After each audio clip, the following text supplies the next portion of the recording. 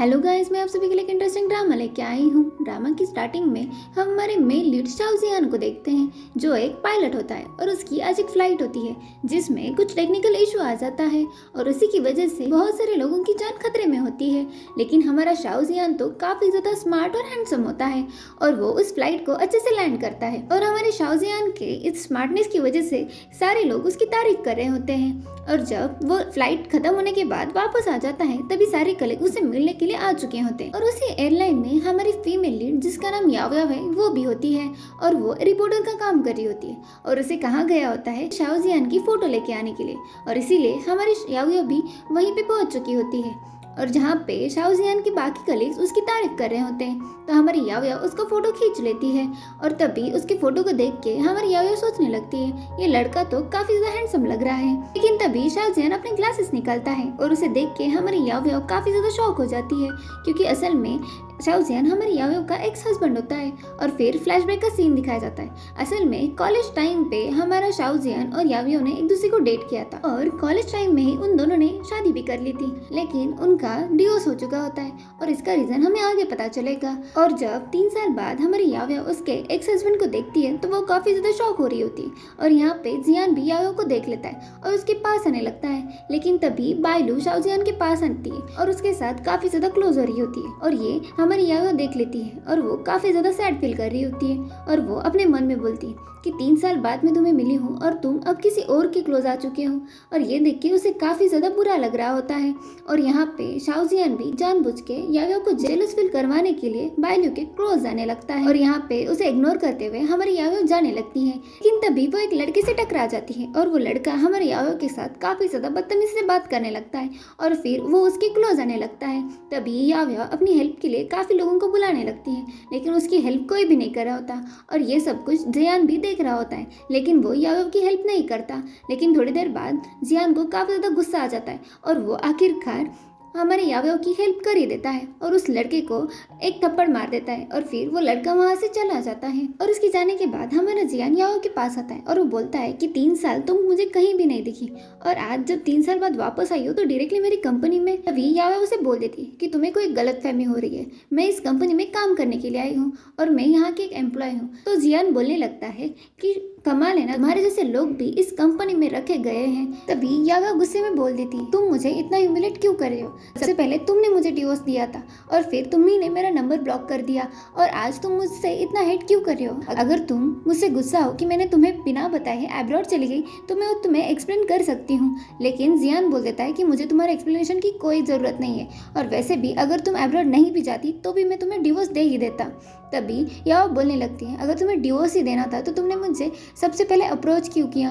तभी जियान बोल देता है मैं सिर्फ तुम्हारे साथ टाइम पास कर रहा था, मेरे मन में तुम्हारे लिए कोई भी फीलिंग्स नहीं है। जियान की ये सारी बातें सुन के हमारी याव याव काफी ज्यादा इमोशनल हो चुकी होती है और वो रोने लगती है। तभी जियान उसके पास आने लगता है और वो बोलता है कि याव याव तुम भी रो सकती हो, तुम्हारे दिल में कोई इमोशंस भी है। वहीं पे याव के ये सुनने के बाद गुस्सा आ जाता है और वो वहाँ से जाने लगती है। तभी जियान बोलता है अगर तुम्हें पैसों की कमी है तो मैं तुम्हें कुछ लोगों से मिला सकता हूँ। ये सुनने के बाद हमारी याव को और भी ज्यादा गुस्सा आता है और वो बोलने लगती है कि तुम मुझे इस तरीके से ह्यूमिलेट क्यों कर रहे हो? तभी जियान बोलता है वैसे भी तुम्हें तो काफी इंटरेस्ट है ना लोगों के साथ रिलेशनशिप रखने में, लेकिन यहाँ पे याव को कुछ समझ नहीं आ रहा होता। तभी जियान उसके हाथ में अपना कार्ड देता है और वो बोलता है अगर तुम्हें सच में पैसों की कमी पड़ी तो मुझे बता देना, मेरे पास काफी लोग हैं जिनसे मैं तुम्हें इंट्रोड्यूस करवा सकता हूँ। और ये बोल के वो वहाँ से चला जाता है और जियान की ये सारी बातें सुन के हमारी याव को काफी ज्यादा बुरा लग रहा होता है और वो रोने लगती है। और फिर याव अपने ऑफिस आ जाती है जहाँ पे उसका बॉस उस पे और उसके कलीग पे गुस्सा करने लगता है और वो बोलने लगता है कि मैंने तुम दोनों से शाओ जियान का एक फोटो मांगा था और तुम दोनों से ये भी काम नहीं हो सका। तभी उसकी कलीग बोलने लगती है कि बॉस हमें एक और मौका दीजिए, हम वो काम कर देंगे। उसका बॉस उनसे गुस्से से बात करता है और बोलता है कि तुम एक ही दिन में मुझे कैप्टन शाओ जियान का इंटरव्यू ला के दोगी वरना मैं तुम दोनों को इस ऑफिस से निकाल दूंगा। तो याव और उसकी कलीग को शाओ जियान का इंटरव्यू लेना पड़ता है, लेकिन वो दोनों ही सोच में पड़े होते हैं कि शाओ जियान से वो इंटरव्यू कैसे ले। और अभी अभी याव और उसकी लड़ाई भी हुई थी तो याव सोचने लगती है कि शाओ जियान उससे मिलेगा भी या नहीं। और फिर यही सोचते हुए वो शाओ जियान के घर चली जाती है और उसके साथ उसकी कलीग भी होती है। तभी उसके कलीग को हमारी याया बोलने लगती है कि तुम अकेली जाके ही उसके साथ इंटरव्यू ले लो। तभी उसकी कलीग बोलती है कि हम दोनों का काम है तो हम दोनों चलेंगे, और फिर वो दोनों ही जाने लगते हैं। लेकिन उन्हीं के सामने बायलू आ जाती है। बायलू बोलने लगती है कि क्या तुम दोनों इंटरव्यू लेने के लिए आई हो? तुम दोनों को कैसे पता चला कि मेरी और जियान की एंगेजमेंट होने वाली है? और एंगेजमेंट की बात सुनने के बाद हमारी यायो को काफी ज्यादा बुरा लगता है, और तभी जियान वहाँ पे आ जाता है और वो यायो को देख लेता है और उसे बोलने लगता है कि कल के बाद मुझे नहीं लगा था यायो कि तुम मुझसे मिलने के लिए आ जाओगी। यायो बोल देती कि मैं यहाँ सिर्फ काम के लिए आई हूँ। तभी जियान बोलता है कि अभी मेरे पास टाइम नहीं है, मैं अपनी गर्लफ्रेंड के साथ डेट कर रहा हूँ। तभी हमारी यायो भी उसे धमकी दे देती है, अगर तुमने आज इंटरव्यू नहीं दिया तो मैं ये फॉल्स रिपोर्ट भेज दूंगी कि तुम एक इंटरव्यू के लिए भी मान नहीं जाते, तुम्हारे पास काफी ज्यादा ईगो है। ये सुनने के बाद जियान भी उस इंटरव्यू के लिए मान जाता है, लेकिन वो बोलता है कि मुझे गंदे लोग बिल्कुल भी पसंद नहीं, घर में अंदर आने से पहले तुम्हें वॉश करना पड़ेगा। और जियान ये सब कुछ जानबूझ के कर रहा होता है। और जियान की ये सारी बातें सुन के हमारी यायो को भी काफी ज्यादा गुस्सा आ रहा होता है। उसे इंटरव्यू लेना होता है, इसीलिए वो उस बात को मान जाती है।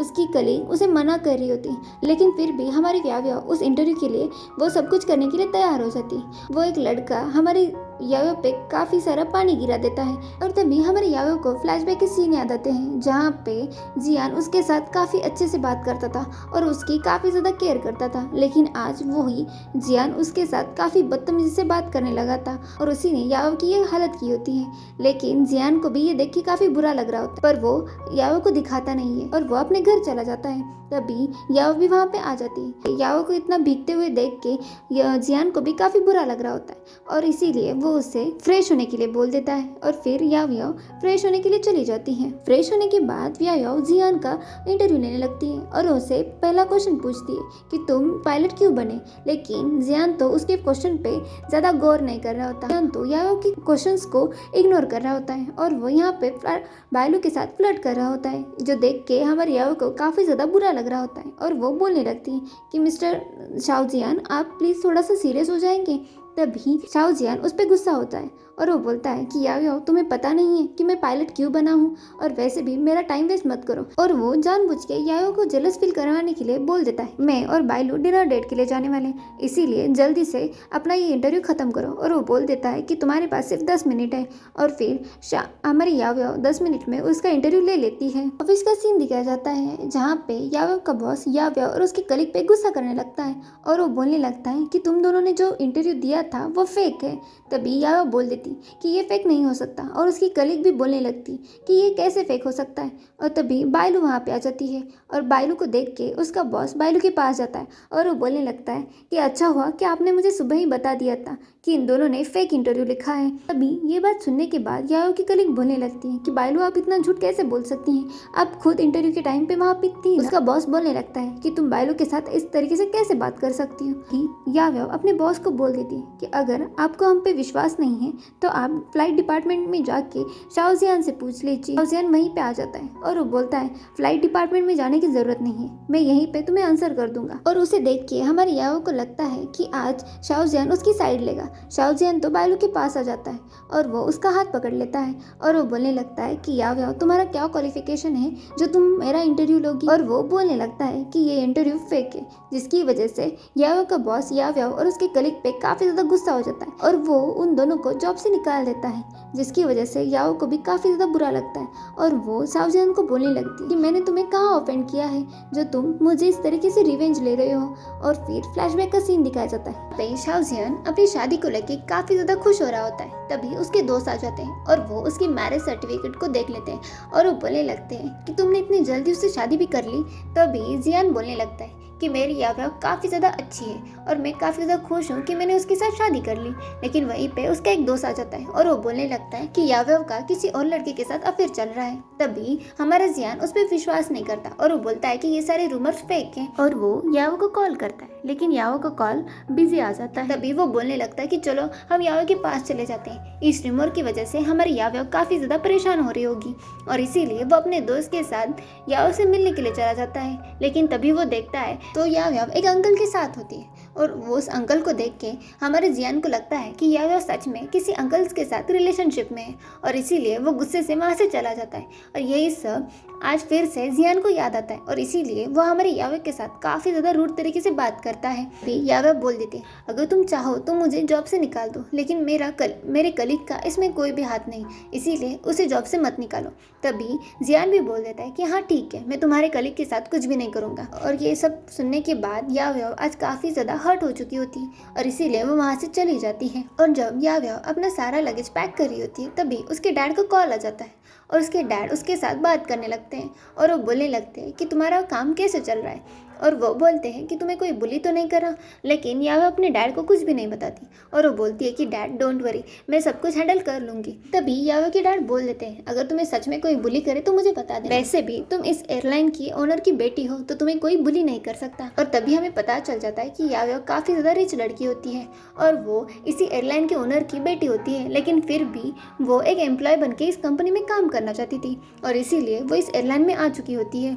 आज हमारे यावा का मूड काफ़ी ज़्यादा ऑफ होता है और इसीलिए वो अपना मूड ठीक करने के लिए कैफेटेरिया आ जाती है। एक लड़का आ जाता है जिसका नाम शिव होता है और वो भी एक पायलट ही होता है और वो दोनों ही एक दूसरे से बचपन से जानते थे।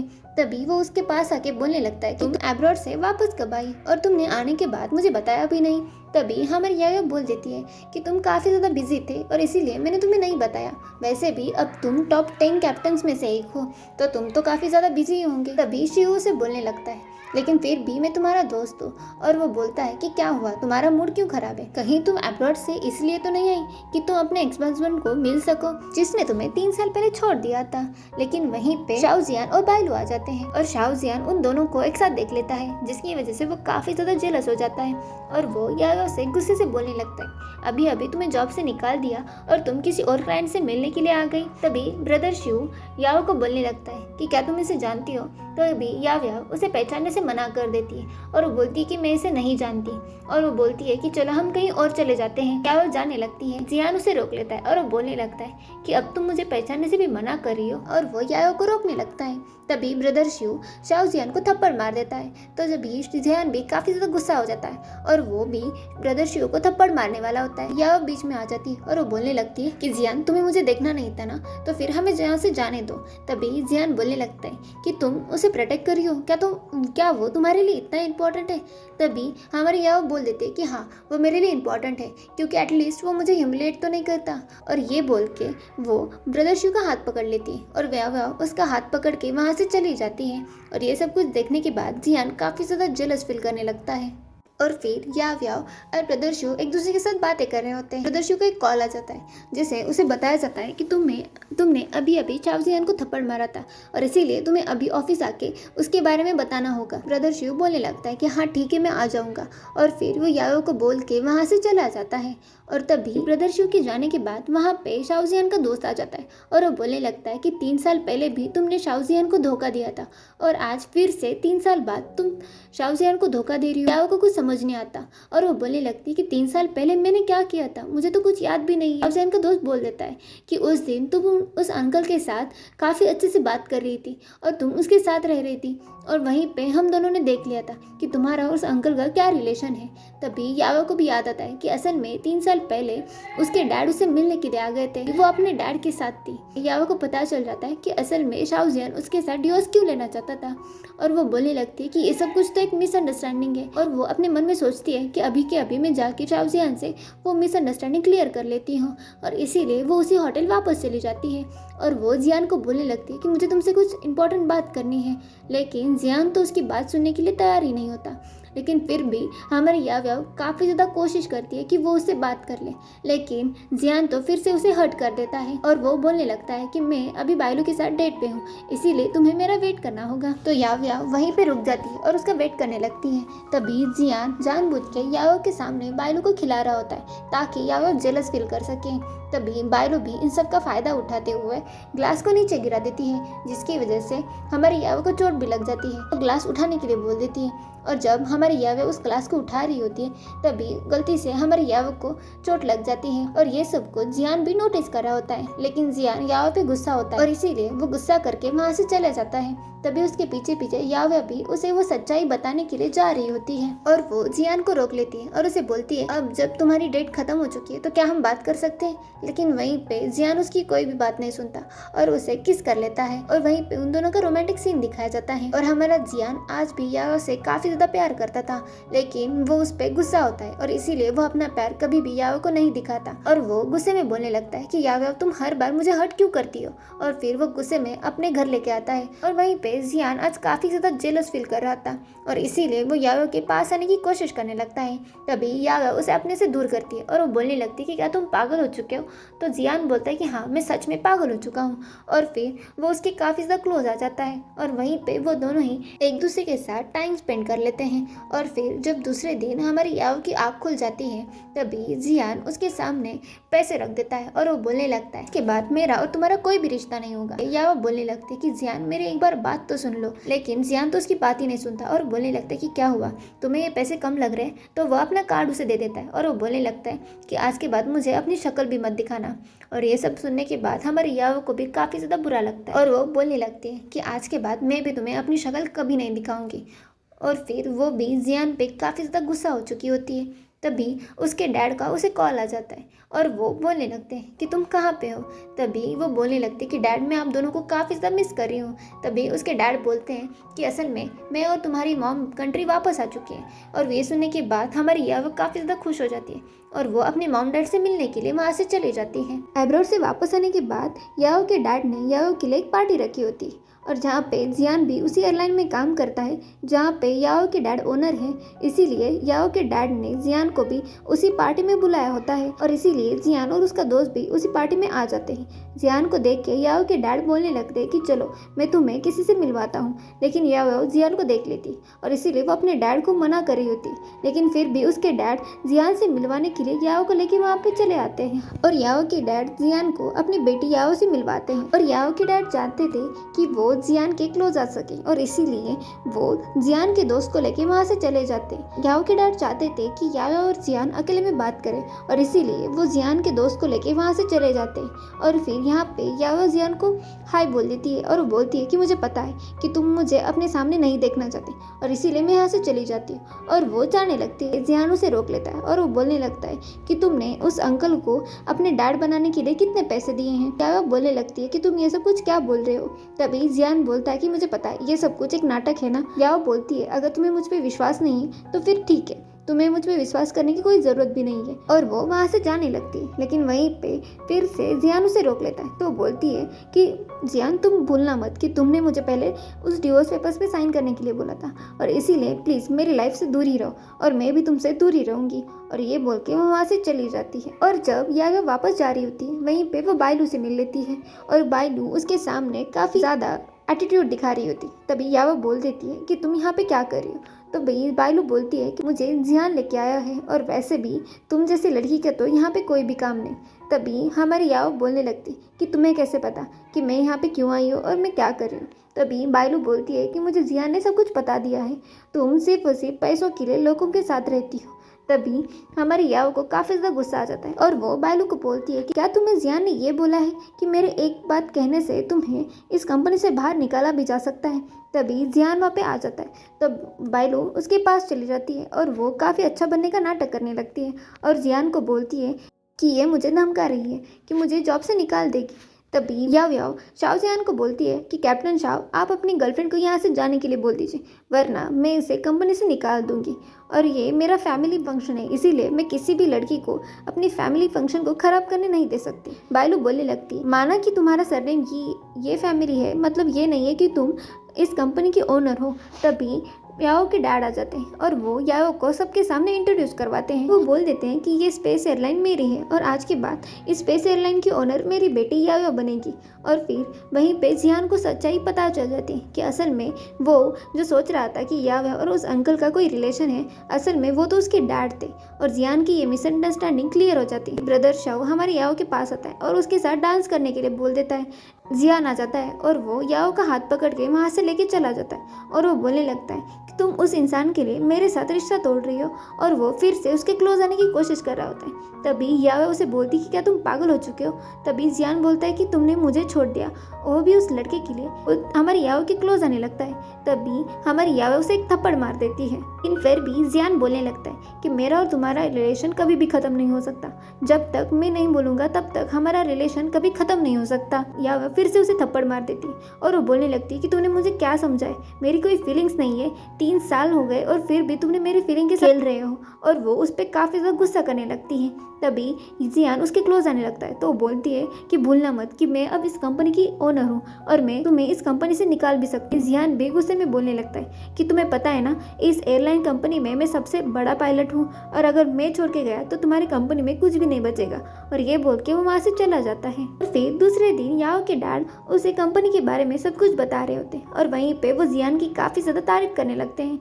और हाल ही में जियान का इस कंपनी के साथ कॉन्ट्रैक्ट खत्म होने वाला होता है। तभी उसके डैड बोलते हैं कि तुम जियान के पास जाके इस कॉन्ट्रैक्ट को रिन्यू करवा लो, क्योंकि वो हमारी इस कंपनी में सबसे बड़ा पायलट है और इसी की वजह से हमारी कंपनी काफ़ी अच्छी चल रही है। तभी याओ अपने डैड को मना कर रही होती है, लेकिन याओ के डैड बोलते हैं कि तुम्हें अब कंपनी के बारे में सोचना होगा। और कंपनी के बारे में सोचते हुए ही हमारी याओ जियान के केबिन आ जाती है, जहाँ पे उसे देख के हमारा जियान बोलने लगता है कि तुम तो कल मुझे छोड़ने वाली थी और इतनी जल्दी मेरे पास भी आ गई। और वो हमारी याओ के क्लोज आने लगता है, लेकिन वहीं पे हमारी याओ उसे मना कर देती और वो बोलती है कि मैं सिर्फ इस कंपनी के कॉन्ट्रैक्ट के लिए वापस आ चुकी हूँ। और वो बोलता है कि प्लीज़ हम काम के बारे में बात करें। तो वो बोलता है कि हाँ ठीक है, हम अभी कॉन्ट्रैक्ट के बारे में बात करते हैं। और वो बोलता है कि मुझे कुछ काम है, इसीलिए अभी मेरे पास टाइम नहीं है, तो तुम्हें थोड़ी देर मेरा वेट करना होगा।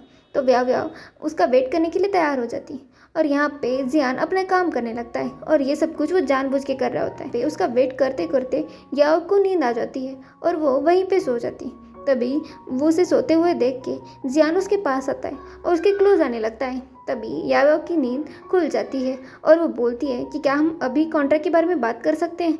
तभी जियान बोलता है कि मुझे काफ़ी ज़्यादा भूख लगी है, इसीलिए हम पहले खाना खाने जाते हैं। बोलती है कि अगर तुम्हें कॉन्ट्रैक्ट साइन नहीं करना है तो फिर ये सारे बहाने मत ढूंढो। और वो बोलती है कि अगर तुम्हें कॉन्ट्रैक्ट नहीं साइन करना तो फिर ठीक है, मैं यहाँ से चली जाती हूँ। और वो जाने लगती है। जियान उसके हाथ से वो कॉन्ट्रैक्ट ले लेता है और वो साइन कर लेता है और वो बोलता है कि क्या अब हम खाने के लिए जा सकते हैं। तो फिर वो मान जाती है और फिर वो दोनों ही डिनर करने के लिए आ जाते हैं। हमारा जियान याओ की काफ़ी ज़्यादा केयर कर रहा होता है और वो केयर देख के हमारे याओ को बायलू और उसके रिलेशन के बारे में याद आता है और वो बोलने लगती है क्या तुम हर एक लड़की की इसी की तरह केयर करते हो। तो बोलता है कि नहीं, मैं सिर्फ तुम्हारी इतनी केयर करता हूँ। तभी वो बोलती है कि मुझे नहीं लगता। तभी जियान बोलने लगता है कि क्या तुम जेलस फील कर रही हो। तो ये सुनने के बाद याओ बोलती कि नहीं, ऐसा कभी भी नहीं हो सकता और वो वहाँ से जाने लगती है। तभी जियान उसे रोक लेता है और वो बोलने लगता है कि क्या हम फिर से स्टार्ट कर सकते हैं। तभी याओ बोलती कि नहीं। तो वो बोलता है कि क्यों। याओ बोलती थी क्योंकि मैं किसी और को डेट कर रही हूँ और ये बोल के वो वहाँ से चली जाती है। जियान अपने दोस्त से मिलने के लिए आ जाता है, जहाँ पे वो डिवोर्स पेपर देख रहा होता है। असल में आज तक जियान ने अपने डिवोर्स पेपर पे साइन ही नहीं किया होता और असल में उन दोनों का सच में आज तक कभी भी डिवोर्स हुआ ही नहीं होता। लेकिन ये बात हमारी याओ को पता नहीं होती और वो दोनों ही एक दूसरे से बात कर रहे होते। तभी बायलू वहाँ पे आ जाती और वो जियान के क्लोज आने लगती। तो जियान उसे बोल देता है आज के बाद हम दोनों का रिश्ता खत्म हो चुका है, इसीलिए मेरी क्लोज आने की कोशिश मत करना। और ये बोल के वो वहाँ से चला जाता है। जियान की ये सारी बातें सुन के बायलू काफ़ी ज़्यादा गुस्सा हो जाती है और इसीलिए वो याओ को मिलने के लिए एक कैफेटेरिया बुलाती है, जहाँ पे वो उससे बात करती कि तुम प्लीज़ जियान से दूर रह सकती हो क्योंकि मैं उसकी गर्लफ्रेंड हूँ और मैं ये नहीं चाहती कि तुम्हारी वजह से मेरा और जियान का रिश्ता खराब हो। तभी बायलू की ये सारी बातें सुनने के बाद याओ बोल देती कि मुझे कोई इंटरेस्ट नहीं है तुम्हारे और जियान की रिलेशनशिप में, और वो ये बोल के वहाँ से जाने लगती। तभी बायलू जानबूझ के उसके सामने आती और नीचे गिरने का नाटक करती है और वो बोलने लगती कि तुम्हारा और जियान का कोई भी रिश्ता हो, लेकिन अब वो मेरा बॉयफ्रेंड है, इसीलिए उसे दूर रहो। तभी याओ बोलने लगते हैं कि तुम्हारा ये नाटक बंद कर दो और वैसे भी मेरा उसके साथ कोई भी रिश्ता नहीं है। और ये बोल के वो वहाँ से चली जाती है।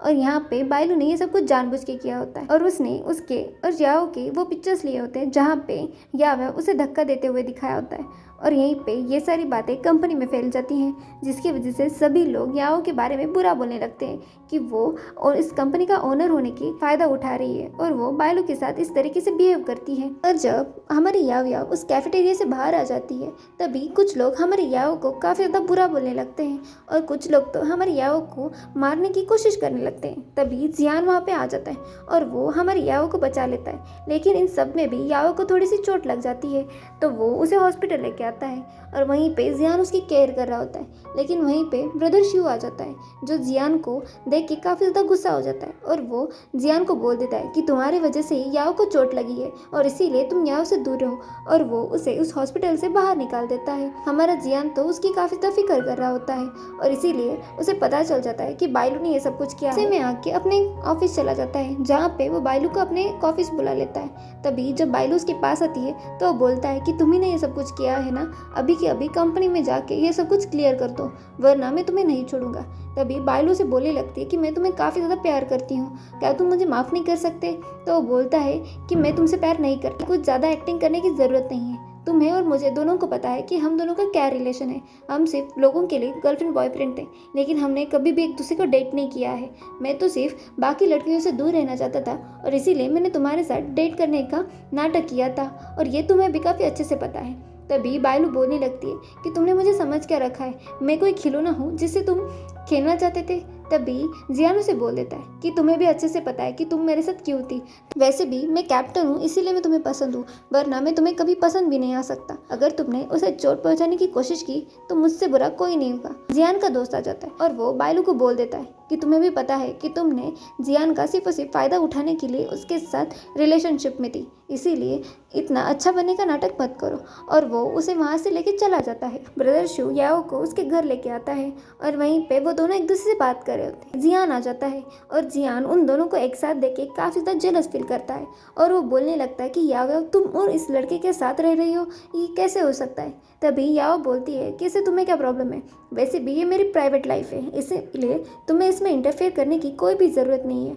और ये बातें सुनने के बाद जियान और भी ज़्यादा गुस्सा हो जाता है। वो याओ को बोलता है कि मुझे तुमसे कुछ बात करनी, इसीलिए क्या हम अकेले में बात कर सकते हैं। याओ मना कर देती और वो बोलती है कि तुम्हें जो भी बात करनी है यहीं पे कर लो, लेकिन जियान बोलता है कि मुझे कुछ ज़रूरी बात करनी है और इसीलिए वो याओ को लेके वहाँ से जाने वाला होता है। लेकिन वहीं पे ब्रदर शिव या जियान को रोक लेता है और वो बोलने लगता है कि तुम मेरी गर्लफ्रेंड को लेके यहाँ से नहीं जा सकते।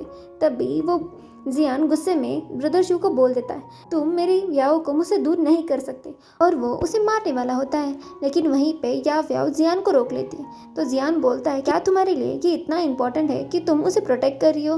तो याओ बोलती है कि हाँ ब्रदर शिव मेरे लिए काफ़ी ज़्यादा इंपॉर्टेंट है। और ये सुनने के बाद जियान काफ़ी ज़्यादा गुस्सा हो जाता है और वो वहाँ से चला जाता है। और उसके जाने के बाद याओ को भी काफ़ी ज़्यादा बुरा लगता है। वो ब्रदर शिव को बोलती है कि मुझे थोड़ी देर अकेले रहना है, और फिर ब्रदर शिव वहाँ से चला जाता है। और यहाँ पे याओ जियान के बारे में सोच रही होती। तभी हमारी याओ को एयरलाइन से कॉल आ जाती है, जहाँ पे एयरलाइन में कुछ प्रॉब्लम आ चुकी होती है और उसे सॉल्व सिर्फ और सिर्फ शाओजियान ही कर सकता है। तभी याओ शाओजियान को कॉल करती और वो बोलती है कि मुझे एयरलाइन के बारे में तुमसे कुछ इंपॉर्टेंट बात करनी है। लेकिन शाओजियान बोलता है अगर तुम्हें मुझसे कोई भी बात करनी है तो तुम मेरे ऑफिस आ जाओ, मैं यहाँ पे तुमसे बात नहीं करूँगा। तो फिर वो उसे मिलने के लिए ऑफिस चली जाती है और वो शाओजियान को बोलती है अगर तुम्हें कोई प्रमोशन चाहिए तो मैं तुम्हें देने के लिए तैयार हूँ, और अगर तुम्हें फ्लाइट डिपार्टमेंट का मैनेजर बनना है तो मैं वो सारा डिपार्टमेंट तुम्हें देने के लिए तैयार हूँ। जियान बोलता है कि क्या तुम्हें लगता है कि मैं सिर्फ और सिर्फ इस काम के बारे में सोच रहा हूँ। और वो उसके पास आने लगता है और वो बोलता है उसे हक कर लेता है और वो बोलने लगता है मुझे सिर्फ तुम चाहिए और मैं चाहता हूँ कि तुम मुझसे फिर से उसी की तरह प्यार करो जैसे हम पहले करते थे। क्या हम पहले की तरह वापस एक साथ नहीं हो सकते। और वो याओ से माफ़ी मांग लेता है, लेकिन याओ अब इस बार जियान को माफ़ करने के लिए तैयार नहीं होती और वो बोलती है कि मैं तुम्हें कभी भी माफ़ नहीं कर सकती। भी जियान बोलने लगता है कि क्या तुम मुझे एक और चांस नहीं दे सकती। तो याओ बोलती कि नहीं, क्योंकि अब मैं इतनी हर्ट हो चुकी हूँ कि अब मैं तुम्हें कोई भी चांस नहीं देना चाहती। तभी जियान फिर से उसे पूछने लगता है कि क्या तुम सच में मुझे कोई चांस नहीं दे सकती। तो याओ बोलती है कि मैं तुम्हें शायद वो चांस दे देती, लेकिन जो तुमने मुझसे ज़बरदस्ती करने की कोशिश की उसके बाद मैं तुम्हें कभी भी माफ़ नहीं कर सकती। और ये बोल के वो वहाँ से चली जाती है। और याओ की ये बातें सुन के जियान काफ़ी ज़्यादा बुरा फील कर रहा होता है। तभी उसकी नज़र उन डिवोर्स पेपर्स पे चली जाती है और वो उन डिवोर्स पेपर्स को लेके बोलने लगता है कि मैं तुम्हें डिवोर्स कभी नहीं दूंगा। और हम हमेशा के लिए कपल्स बन के रहेंगे। और ये बोल के वो उन पेपर्स को फाड़ देता है और हमारी याव याव ऑफिस से वापस जाने लगती है। तभी बायलू जानबूझ के याव के सामने उस कार को लेके आती है क्योंकि वो हमारी याव का एक्सीडेंट करवाना चाहती थी। लेकिन तभी शाओजियान की नज़र उस कार पे चली जाती और वो याव को बचाने के लिए उस कार के सामने आ जाता है। और यहाँ पे शाओजियान को चोट लग जाती है और उसे चोट लगते हुए देख के हमारी याव को काफ़ी ज़्यादा बुरा लगने लगता है। वो काफ़ी ज़्यादा रोने लगती है और फिर उसे लेके वो हॉस्पिटल आ जाती है जहाँ पे जियान का ऑपरेशन चल रहा होता है और उसकी कंडीशन काफ़ी ज़्यादा क्रिटिकल होती है। और ये सुनने के बाद वो काफ़ी ज़्यादा इमोशनल हो जाती है और जब ऑपरेशन ख़त्म हो जाता है तभी हमारी याव उसे मिलने के लिए आ जाती है। शाओजियान को अभी तक कोई भी होश नहीं आया होता और ये देख के हमारी याव को काफ़ी ज़्यादा बुरा लग रहा होता है। तभी ब्रदर शू भी शाओजियान को मिलने के लिए आ जाता है और वो हमारी याव के साथ बात करने लगता है। तभी हमारे शाओजियान को होश आ जाता है और उसे होश में आने के बाद हमारी याव काफ़ी ज़्यादा खुश हो जाती है। तभी हमारा शाओजियान अपनी मेमोरी लॉस होने का नाटक करने लगता है और वो बोलने लगता है कि तुम तो मेरी वाइफ हो ना, और वो उसके साथ काफ़ी रोमांटिक होने की कोशिश कर रहा होता है। तभी हमारी याव बोल देती है कि मैं तुम्हारी वाइफ नहीं हूँ और हम दोनों का डिवोर्स हो चुका है। लेकिन वो बोलता है कि मुझे तो सिर्फ इतना पता है कि तुम मेरी वाइफ हो। और तभी डॉक्टर भी बोलने लगते हैं कि असल में शाओजियान की मेमोरी लॉस हो चुकी है और इसी की वजह से याओ को भी सच में लगता है कि शाओजियान की मेमोरी लॉस हो चुकी है और इसीलिए वो उसकी केयर करने लगती है। उन दोनों को एक साथ देख के ब्रदर शाओ को भी काफ़ी तो बुरा लग रहा होता है और वहीं पे बायलू ब्रदर शाओ को देख लेती है और उसे बोलती है कि क्या हम दोनों एक साथ आके हम अपने अपने लवर्स को फिर से अपने पास लेके आए। तभी वो बोलने लगता है कि तुम्हारे बोलने का मतलब क्या है। तो बायलू बोलती है कि मुझे पता है कि तुम याओ से काफ़ी ज़्यादा प्यार करती हो और मैं शाओजियान से, इसीलिए हम दोनों मिलकर एक प्लान कर लेते हैं। और यहाँ पे हमारी याओ याओ शाओजियान को लेके घर आ चुकी होती है और उसके साथ ब्रदर शू भी आ चुका होता है। तभी हमारा शाओजियान याओ के सामने नाटक कर रहा होता है और वो बोलता है कि मैं तुम्हारे साथ इसी घर में रहना चाहता हूँ। तभी याओ बोलती है कि मैंने तुम्हें कहा ना हम दोनों का डिवोर्स हो चुका है। वहाँ पे शाओजियान जानबूझ के बोलता है कि अगर हमारा डिवोर्स हो चुका है तो मुझे डिवोर्स सर्टिफिकेट दिखा दो। अगर तुम्हारे पास डिवोर्स सर्टिफिकेट नहीं है तो फिर ये बात तुम भूल तो मान लेती और फिर उसके साथ रहने के लिए तैयार हो जाती। तो ब्रदर शू को बोल देती कि आज की रात मैं शाओजियान के साथ यहीं रुक जाऊंगी, तो आप अपने घर चले जाइए। तो फिर ब्रदर शू वहाँ से चला जाता है। याओ याओ शाओजियान की केयर करने लगती है और तभी उसे कुछ काम होता है इसीलिए वो वहाँ से जाने लगती है। लेकिन शाओजियान उसे रोक लेता है और वो बोलने लगता है कि मैं तुम्हारे साथ ही रहना चाहता हूँ। हमारे याओ उसे बोल देती है कि मैंने तुम्हें फिर से कहा है ना कि हम दोनों का डिवोर्स हो चुका है। या शाओजियान नाटक करने लगता है और वो बोलने लगता है कि मैं तुमसे अलग नहीं रहना चाहता और इसीलिए मैं तुम्हारे साथ ही रहना चाहता हूँ। और वो बच्चों की तरह उसके सामने नाटक करने लगता है। तभी उसे देख के याओ को भी काफ़ी ज़्यादा मज़ा आने लगता है। तो फिर हमारी याओ याओ उसके साथ रहने के लिए मान जाती है। ब्रदर शू अपने घर जा रहा होता है तभी वो बायलू से मिलता है जहाँ पे बायलू उसे एक मेडिसिन दे देती है। तो वो बोलता है कि क्या ये पॉइजन है। तो बायलू बोलती कि नहीं, ये पॉइजन तो नहीं है, लेकिन इन दवाइयों से शाओजियान अपनी मेमोरी पूरी तरीके से लॉस कर देगा और फिर मैं उसके साथ रह सकती हूँ और तुम याओ के साथ हमेशा के लिए खुश रह सकते हो। और फिर दूसरे दिन ब्रदर शू याओ से मिलने के लिए आ जाता है और वो शाओजियान के बारे में पूछने लगता है। तभी याओ बोलती है कि वो थोड़ी देर रेस्ट कर रहा है। तभी ब्रदर शू बोलने लगता है कि मैंने तुम दोनों के लिए कुछ खाने के लिए लाया है और वो बोल देता है कि मैंने एक तुम्हारे लिए और एक शाओजियान के लिए लाया है। तभी हमारी याओ याओ वो खाना लेके शाओजियान के पास चली जाती है और उसी में ब्रदर शू ने वो मेडिसिन मिलाई थी जो मेडिसिन बायलू ने दी है। शाओजियान वो खाना खा लेता है जिसके बाद शाओजियान थोड़ी देर सोने लगता है। तभी बायलू उसके पास आ जाती है और वो शाओजियान के क्लोज आने की कोशिश करने लगती है। तभी शाओजियान की आंख खुल जाती है और वो बायलू को पकड़ लेता है। तभी वहीं पे बायलू उसके सामने नाटक करने लगती है, लेकिन शाओजियान उसके नाटक को पकड़ लेता है और वो बोलने लगता है कि मुझे पता है कि तुम ये सब कुछ नाटक कर रही हो। और वहीं पे बायलू बोलने लगती है लेकिन तुम्हें ये सब कुछ कैसे पता। तभी शाओजियान उसके पास आता है और वो बोलने लगता है कि मुझे पता है कि तुम ही ने याओ का एक्सीडेंट करवाया था और मुझे ये भी पता है कि तुमने ये सब कुछ जानबूझ के किया है।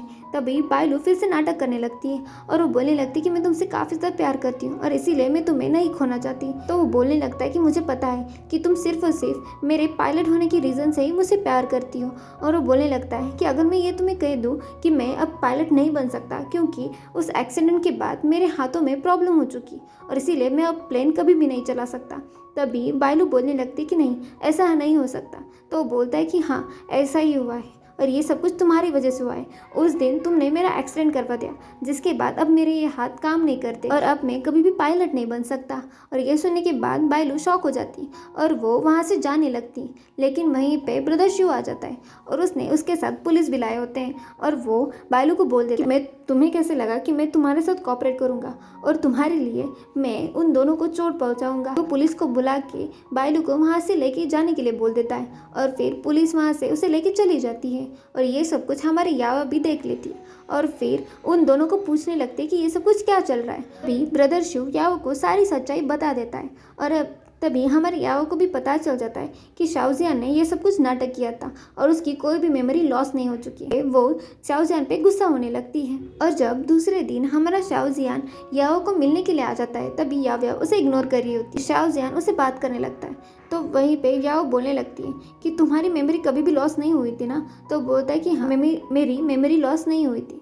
तभी याओ बोलने लगती है कि तुम हर बार मेरे साथ मेरी फीलिंग के साथ खेलते रहते हो और वो उस पर गुस्सा करने लगती है। तभी यहीं पे शाओजियान उसे वो डिवोर्स एग्रीमेंट दिखा देता है जिस पे उसने कभी भी साइन नहीं किए थे और वो बोलता है कि असल में मेरी फीलिंग्स तुम्हारे लिए कभी भी नहीं बदली और ना ही मैंने तुम्हें कभी भी डिवोर्स दिया है। और वो ये सारी बातें उसे बताने लगता है। लेकिन व्याव्या उसे कोई भी जवाब ना देते हुए वहाँ से चली जाती है। तो उसके पीछे पीछे शाओजियान भी उसके पास आने लगता है, लेकिन वो बोलती है कि मुझे तुमसे बात नहीं करनी और इसीलिए वो वहाँ से जाने लगती है। तभी ब्रदर शिव भी वहाँ पे आ जाता है और उसे देख के शाओजियान ब्रदर शिव के साथ झगड़ा करने लगता है और उन दोनों को इस तरीके से देख के याव्या वहाँ से चली जाती है और वो एक क्लब में चली जाती है। तभी उसके पीछे पीछे वो दोनों भी उसी क्लब में आ जाते हैं। तभी याव्या उन दोनों को एक मास्क दे देती है तो वो बोलने लगते हैं कि ये सब कुछ क्या है। तो बोलती है कि तुम दोनों को थोड़ी देर में पता चल जाएगा। वहीं पे जो याव्या की कलीग होती है वो आ जाती है और उसे लेके वहाँ से चली जाती है। तो उसके पीछे पीछे वो दोनों भी भागते हुए वहाँ से चले जाते हैं और उन दोनों ने भी वही मास्क पहने होते हैं जो बाकी सब लोगों ने पहने होते हैं। तभी वो दोनों ही याओ को ढूंढने के लिए चले जाते हैं, लेकिन आखिरकार हमारा शाओजियान ही याओ को ढूंढ ले और वहीं पे वो अपने फीलिंग्स हमारे याओ को कन्फेस कर देता है। याओ को भी शाओजियान के प्यार के बारे में पता चल जाता है तो वो भी काफ़ी ज़्यादा खुश हो जाती है और यहीं पे हमारे इस ड्रामा की हैप्पी एंडिंग हो जाती है। अगर आपको वीडियोस अच्छी लगे तो लाइक एंड सब्सक्राइब जरूर करना। Thank you.